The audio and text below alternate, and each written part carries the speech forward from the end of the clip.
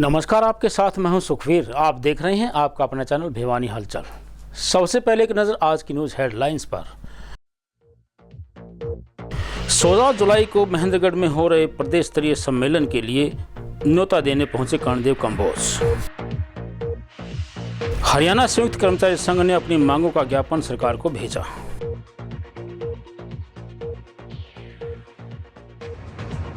कॉलेजों में दाखिले की प्रक्रिया जारी।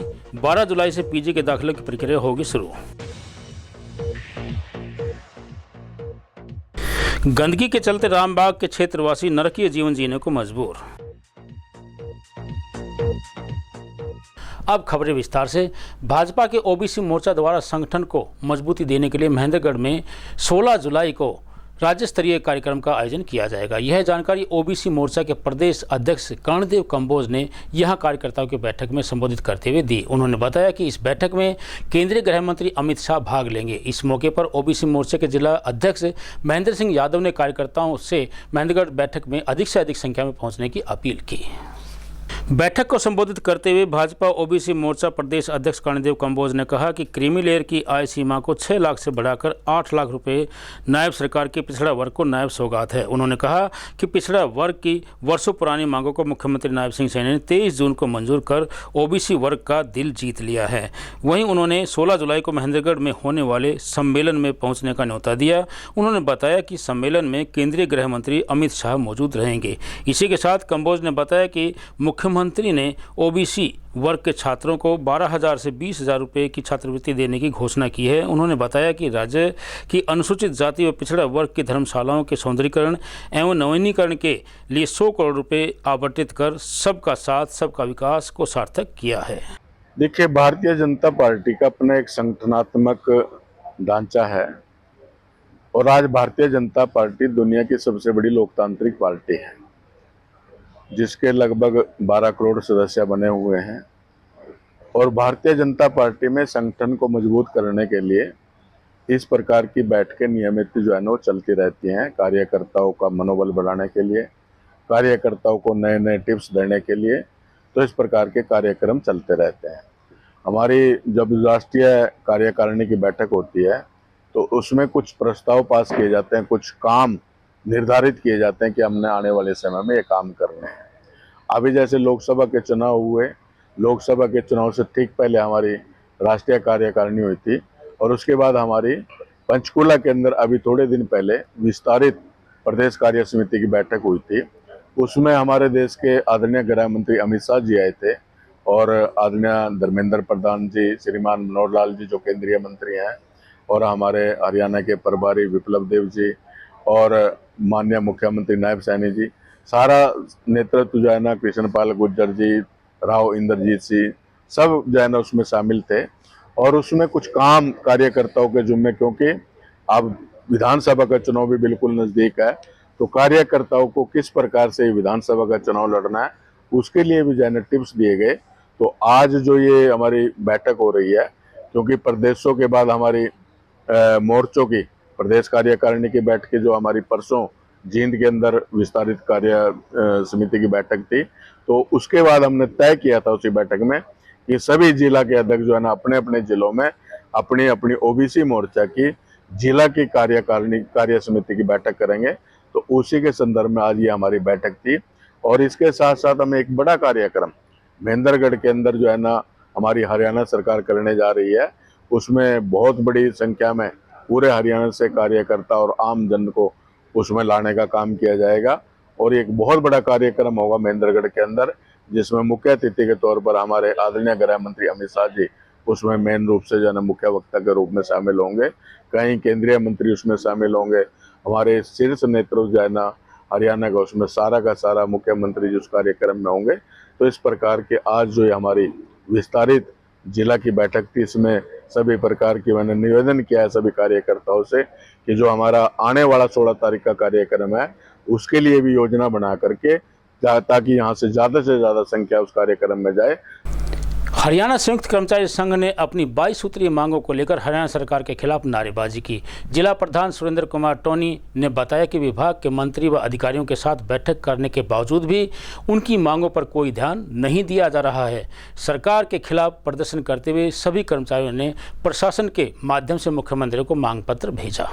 Haryana government PWD mechanical workers union के पूर्व प्रांतीय मुख्य सलाहकार लीलाराम कौशिक व जिला प्रधान सुरेंद्र टोनी ने अपने संबोधन में कर्मचारियों को बताया कि विभागीय मंत्री व अधिकारियों के मिलने के पश्चात भी कर्मचारियों की जायज़ मांगों का कोई समाधान नहीं किया जा रहा है, जिसके फलस्वरूप पूरे प्रदेश में संगठन ने 8 जुलाई व 26 जुलाई तक सभी जिला उपायुक्त के माध्यम से मुख्यमंत्री को मांग पत्र भिजवाया जाएगा। इसी कड़ी में आज भिवानी के अतिरिक्त उपायुक्त कार्यालय तक प्रदर्शन करते हुए अतिरिक्त उपायुक्त को अपनी मांगों का मांग पत्र मुख्यमंत्री के नाम सौंपकर अनुरोध किया गया कि मांगों के समाधान के लिए संगठन को वार्तालाप का समय दिया जाए। मांग पत्र में विभाग में कार्यरत सभी कच्चे कर्मचारियों को पक्का किया जाए, केंद्र के समान सभी वेतनमान भत्ते लागू किए जाएँ, पुरानी पेंशन बहाल की जाए, कर्मचारियों के मेडिकल कैशलेस सुविधा पूरी तरह से लागू की जाए, पीडब्ल्यूडी के तीनों भागों में कर्मचारियों की दुर्घटना मृत्यु पर 30 लाख रुपये का आर्थिक अनुदान, आश्रितों को नौकरी दी जाने समेत 23 सूत्रीय मांग पत्र में शामिल हैं।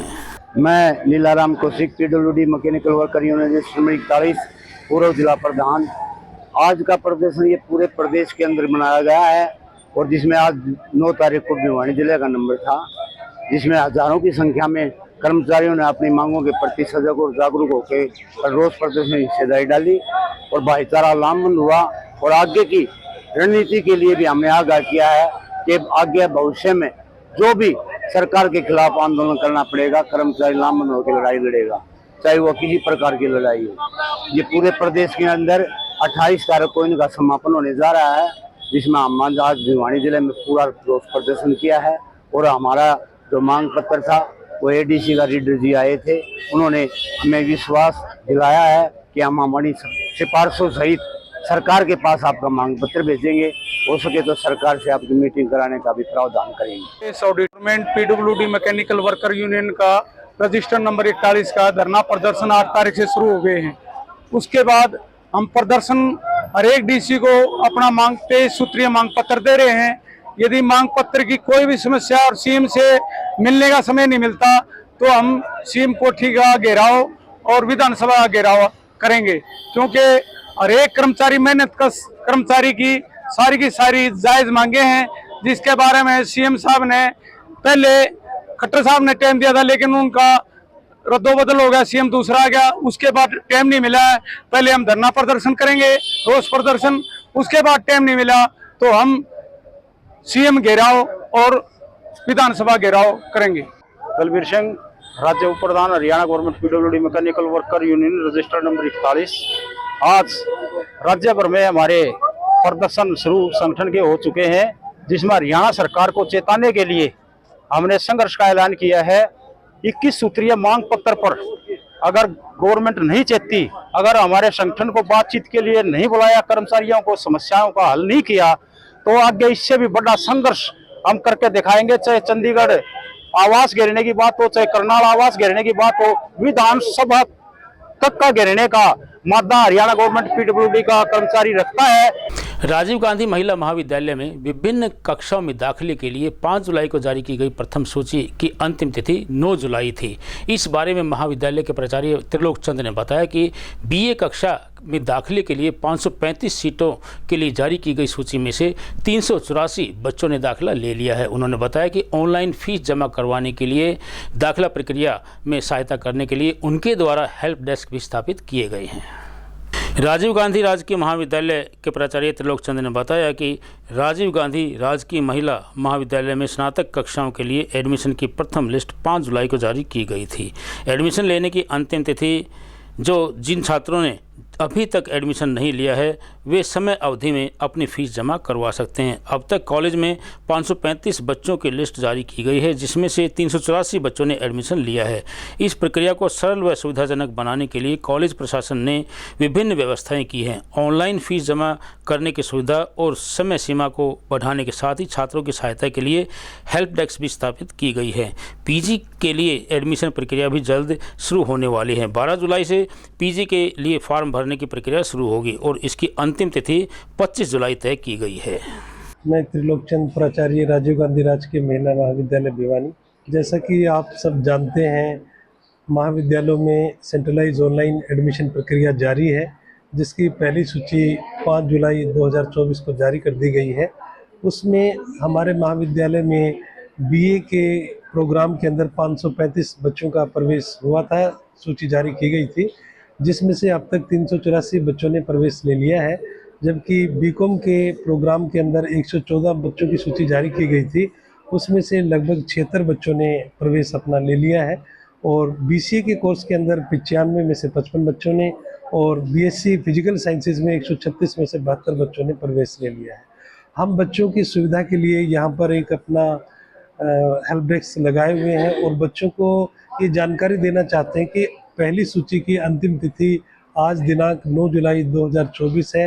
विद्यार्थी रात्रि 12 बजे तक ऑनलाइन पोर्टल के माध्यम से अपनी फीस जमा करवा सकते हैं। और हमारे जो ऑलरेडी एडमिशन जिन विद्यार्थियों ने ले रखा है, उनके लिए भी प्रवेश प्रक्रिया 8 जुलाई से जारी हो गई है, जिसकी अंतिम तिथि उच्चतर शिक्षा विभाग ने 30 जुलाई 2024 तक रखी गई है। विद्यार्थी ऑनलाइन पोर्टल के माध्यम से अपनी फीस जमा करवा सकते हैं। उसके उपरांत 100 रुपये लेट फीस के साथ आप 8 अगस्त तक प्रवेश पा सकते हैं और उसके उपरांत 100 रुपये प्रतिदिन लेट फीस चार्ज की जाएगी। और सभी विद्यार्थियों को ये भी सूचित करना चाहूँगा कि द्वितीय सूची दिनांक 11 जुलाई को लगाई जाएगी, जिसे फीस जमा करवाने की तिथि 13 जुलाई होगी। ये प्रथम वर्ष में प्रवेश करने वाले विद्यार्थियों के लिए रहेगी। और 16 जुलाई को फिजिकल काउंसलिंग के माध्यम से जो रिक्त सीटें रह जाएंगी या लेफ्ट ओवर सीटें रह जाएंगी, उनके विरुद्ध प्रवेश दिए जाएंगे। एक तरफ सरकार स्वच्छता अभियान चलाकर करोड़ों रुपए खर्च कर रही है, तो दूसरी ओर नगर परिषद गंदगी फैलाकर स्वच्छता अभियान को पलीता लगाने का काम कर रही है। यह नज़ारा रामबाग रोड पर स्थित कॉलोनी में देखा जा सकता है। क्षेत्रवासियों ने बताया कि गंदगी व बदबू के कारण उनका अपने ही घरों में जीना दूभर हो गया है। परेशान लोगों ने गंदगी को हटाने की मांग को लेकर अतिरिक्त उपायुक्त को ज्ञापन भेजा। भिवानी नगर परिषद द्वारा रामबाग रोड पर शहर का कचरा डाला जा रहा है, जिसके चलते यह क्षेत्र गंदगी से बुरी तरह से आटा पड़ा है। गंदगी के कारण नागरिकों को भारी परेशानियों का सामना करना पड़ रहा है। यही नहीं, इस स्थान के हालात इस कदर बदतर हो चुके हैं कि यहां से गुजरना भी राहगीरों के लिए दूभर हो चुका है। इस क्षेत्र में कूड़ा निस्तारण की जगह को हटाने की मांग को मंगलम एनक्लेव सोसाइटी के निवासियों ने अतिरिक्त उपायुक्त को मांग पत्र सौंपा। इस मौके पर सोसाइटी के निवासी रक्तवीर मनीष वर्मा ने कहा कि रामबाग रोड पर रामबाग कॉलोनी के अलावा एक स्कूल भी है। उन्होंने कहा कि नगर परिषद द्वारा यहां डाले जा रहे कचरे के कारण इस क्षेत्र का माहौल पूरी तरह से बदबूमय हो चुका है। नमस्कार, मैं रामबाग कॉलोनी में हमारा मंगलम एनक्लेव के रेजिडेंट्स हैं। मेरे साथ और भी सारे रेजिडेंट्स हैं। हम पिछले 1 साल से कंप्लेंट कर रहे हैं। साल पहले भिवानी हलचल के उसमें भी आए थे हमारे पास प्रेस फोटोग्राफर और उन्होंने बाइट ली थी और हमने बताया था कि यहाँ पे हम कूड़े से बहुत परेशान हैं। और अब पिछले 6 महीने से तो उसको डंपिंग ग्राउंड बना दिया है। सारे शहर का कूड़ा हमारे गेट के हार्डली एक सड़क बीच में पड़ती है। ये समझ लीजिए कि आप 50 फुट भी जगह नहीं है, 25-30 फुट जगह हमारे घर से है जहाँ पे पूरा डंपिंग ग्राउंड बना दिया। पूरे शहर का कूड़ा वहाँ पे डाला जा रहा है और उसको सुबह से शाम तक वहाँ पे डंप होता है, फिर उसको रिमूव करके कहीं लेके जाते हैं। वो एक सर्कुलेशन चल रही है सुबह तक, फिर देखो तो वही पहाड़ कूड़े का बना होता है। प्लस रेनी सीजन आने के कारण क्या हुआ, क्योंकि वो डंपिंग ग्राउंड से सारा जेसीबी मशीन द्वारा कूड़ा उठा के ले जाया जाता है, तो वहाँ पे गड्ढा इतना बड़ा हो गया है कि वहाँ पे पानी खड़ा हो गया है और आप जाके खुद देख सकते हैं वहाँ पे मच्छर क्लियर नजर आ रहे हैं उस पानी में। और छोटे बच्चे, बुजुर्ग, हर कोई उससे बीमार होने की, आजकल का सीजन है, मलेरिया, डेंगू फैल रहा है और इतनी सीरियस बीमारियां हो रही हैं। हमारी जितनी भी कॉलोनी के आसपास की गलियां, सब में बच्चे, बूढ़े सब बीमार हो रहे हैं। और हम यही आज रिक्वेस्ट करने आए हैं डीसी साहब से कि प्लीज ये जगह हरियाणा अर्बन डेवलपमेंट अथॉरिटी की है। बहुत साल पहले यहाँ पे पार्किंग का बोर्ड लगा हुआ था, वो पार्किंग ना बना के यहाँ पे कूड़े का डंपिंग ग्राउंड बना दिया है। बाग रोड मंगलम एनक्लेव भिवानी के रेजिडेंट हैं। क्या किया कि नगर परिषद के जो अंडर जो ये काम करते हैं ठेकेदार, सारे भिवानी का कूड़ा हमारे यहाँ डाल रहे हैं। और कोई भी हम ये शिकायत करते हैं कि ये कूड़ा शहर के बीच में जो कॉलोनी है ना डाला जाए। हमारे बच्चे बीमार हो गए और 6 महीने से डाल रहे थे, लेकिन रेनी सीजन में इतना मुश्किल हो गया है ये काम कि हम प्रशासन से ये गुहार करते हैं कि इस जो कूड़ा यहाँ ना डाला जाए, भिवानी के शहर के बाहर शिफ्ट किया जाए, अदरवाइज हम आंदोलन करेंगे। तो यही रिक्वेस्ट है हमारी। हमने से डल रहा है, लेकिन रेनी सीजन के बाद तो हम ड्राइंग रूम में ही बदबू आती है, हमें 24 घंटे बदबू आती है। कृपया करके इमीडिएटली ये हटवाया जाए। अब एक खबर चलते चलते, नीट यूजी का पेपर लीक होने का मामला कोर्ट में चल रहा है। वहीं इसकी जांच सीबीआई को सौंपी गई है। सरकार ने सुप्रीम कोर्ट में माना है कि नीट का पेपर लीक हुआ है। जिन छात्रों ने पेपर रद्द करने की मांग की है, उनके वकील ने कोर्ट में कहा कि 5 मई को परीक्षा हुई थी और 14 जून को रिजल्ट आने वाला था, लेकिन यह रिजल्ट 4 जून को ही आ गया। कोर्ट को बताया गया कि परीक्षा करवाने वाली संस्था एनटीए ने भी माना है कि कुछ छात्रों को गलत पेपर मिल गए थे। ऐसे कई मामले सामने आए जहां पर यह कहा गया कि नीट का पेपर लीक हुआ था। पटना में इस मामले में एफआईआर दर्ज हुई है। शुरुआती दौर में बिहार पुलिस के सामने जो तथ्य आए वह बड़े ही पैमाने पर लीक के मामले थे और इशारा कर रहे थे। इस परीक्षा में 67 बच्चों ने 720 में 720 अंक हासिल किए, जिनमें से 6 एक ही सेंटर के थे। इससे पहले इतिहास में ऐसा कभी नहीं हुआ कि जब 2-3 छात्रों से ज़्यादा किसी के पूरे नंबर मिले हों। यह अपने आप में इतिहास में पहला मौका है जब 67 बच्चों ने 100% नंबर हासिल किए हैं। कोर्ट ने पहले ही सुनवाई के दौरान कहा था कि वो यह सुनिश्चित करेंगे कि कोई भी एक छात्र गलत तरीके से या गड़बड़ी के साथ दाखिला न ले पाए, पर बिहार पुलिस की जांच में सामने आया कि यह पूरे सिस्टम की खामी रही है। अलग अलग राज्यों में एफआईआर दर्ज होने के बाद मामले की जांच सीबीआई को सौंपी गई। सरकार ने पहली बार कोर्ट में माना पेपर लीक हुआ है। सरकार ने कहा कि सिर्फ पटना में ऐसी शिकायत आई जिस मामले में आरोपी गिरफ्तार हो चुका है। वहीं छात्रों के वकील ने कहा कि ऐसे तथ्य सामने आ चुके हैं जहां पर यह साफ हुआ है कि पेपर व्हाट्सएप पर लीक हुआ। लीक हुए पेपर को एक स्कूल में वाईफाई प्रिंटर के जरिए प्रिंट किया गया। अब कोर्ट के निर्णय के बाद ही पूरी स्थिति स्पष्ट हो पाएगी। और अंत में फिर से एक नजर आज की न्यूज हेडलाइंस पर। 16 जुलाई को महेंद्रगढ़ में हो रहे प्रदेश स्तरीय सम्मेलन के लिए न्योता देने पहुंचे कर्णदेव कंबोज। हरियाणा संयुक्त कर्मचारी संघ ने अपनी मांगों का ज्ञापन सरकार को भेजा।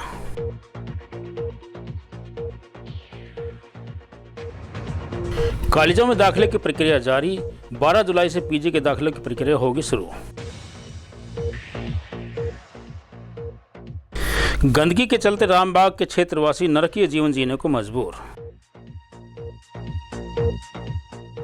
अब मुझे दीजिए इजाजत। देखते रहिए आपका अपना चैनल भिवानी हलचल।